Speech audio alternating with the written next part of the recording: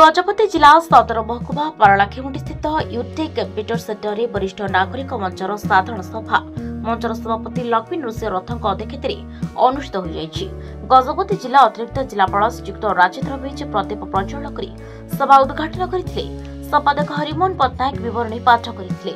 मुख्य अतिथि मिंजी वरिष्ठ नागरिकଙ୍କୁ नाना उपदेश देवा सहित स्थायी वरिष्ठ भवन निर्माण निमित्त चेष्टा करबा उचित हेबो बोली कहिथिले।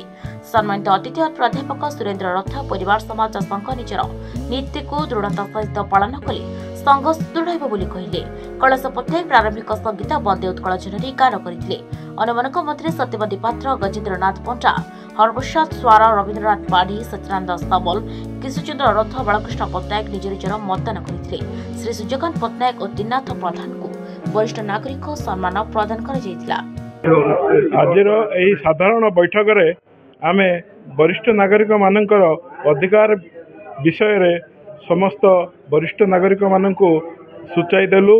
किपरि कौन क्यों स्थान काल पात्र देखी आमे आम अधिकार विषय रे समस्ते सबु बेले डिमांड करिबा ए विषय आमर वरिष्ठ नागरिक बंधु मानक पई कुआगला।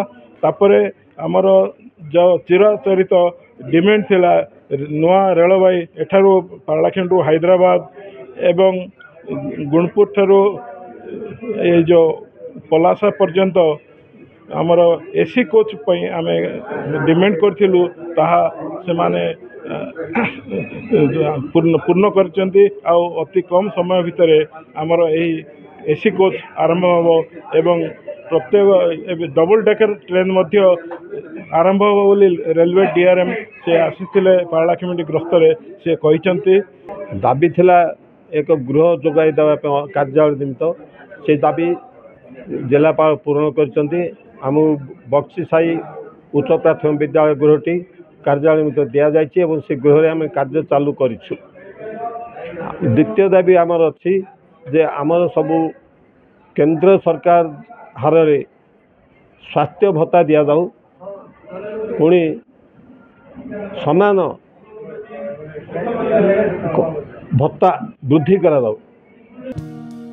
गजपति विकांत बिहाक रिपोर्ट हिरांचल लाइव।